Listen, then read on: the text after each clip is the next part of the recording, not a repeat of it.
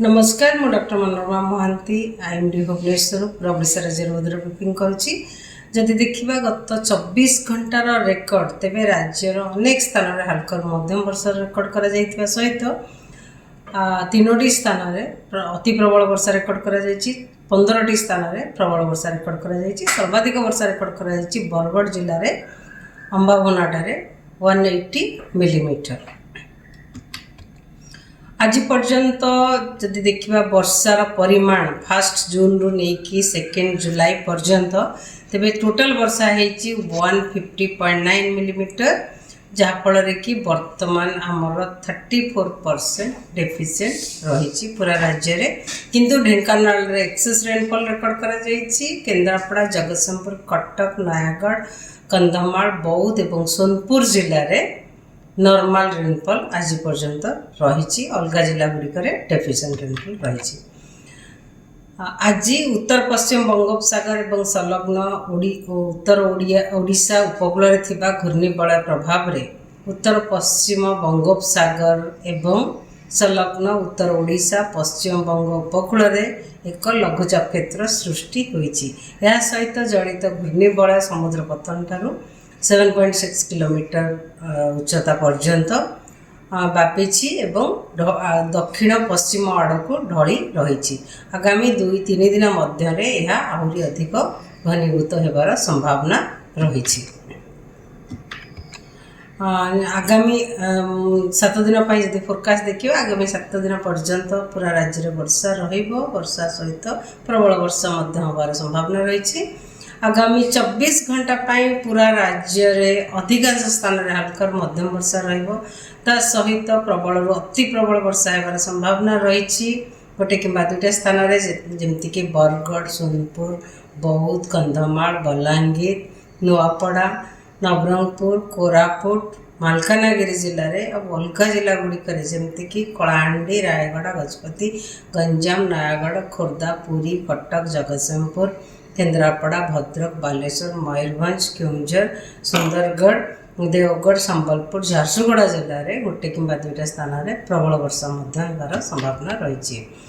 काली कि 3 तारीख कि राज्य में अधिकांश स्थान में हल्का मध्यम वर्षा सहित प्रबल अति प्रबल एवं अत्यंत प्रबल गोटे 2टा स्थान में रही संभावना रही जमीक कोरापुट एवं मालकानगिरी जोटारे कि रेड कलर अलर्ट जारी करा सहित नवरंगपुर कलाहांडी रायगढ़ गजपति जिले में प्रबल अति प्रबल वर्षा होबार संभावना रही।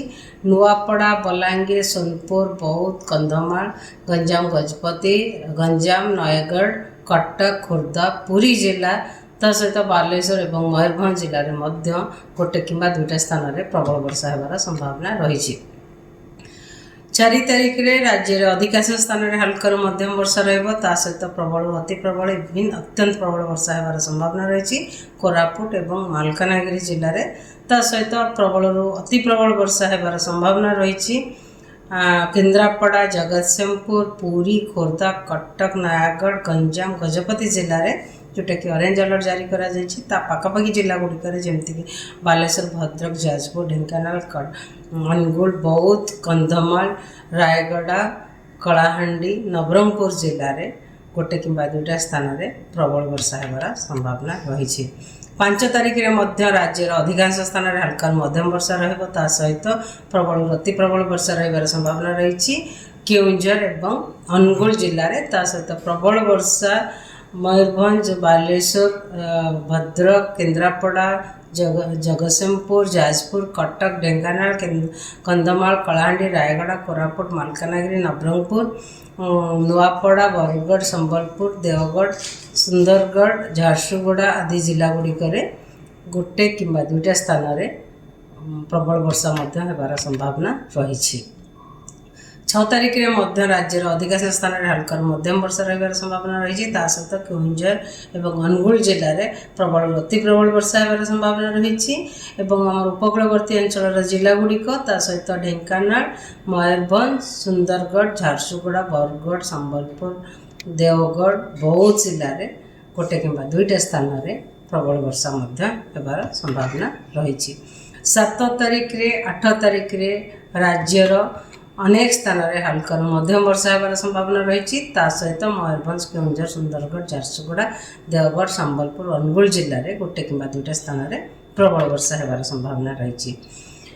ଆଗାମୀ 5 ଦିନ ପାଇଁ ମାନେ 2 ତାରିଖ ଠାରୁ 6 ତାରିଖ ପର୍ଯ୍ୟନ୍ତ ମତ୍ସ୍ୟଜୀବୀମାନଙ୍କ ପାଇଁ ୱାର୍ଣ୍ଣିଂ ଜାରି କରାଯାଇଛି। ମତ୍ସ୍ୟଜୀବୀମାନଙ୍କୁ ସମୁଦ୍ର ଭିତରକୁ ଯିବାକୁ ବାରଣ କରାଯାଇଛି କିମ୍ବା ମନା କରାଯାଇଛି 2 ତାରିଖରୁ 6 ତାରିଖ ପର୍ଯ୍ୟନ୍ତ।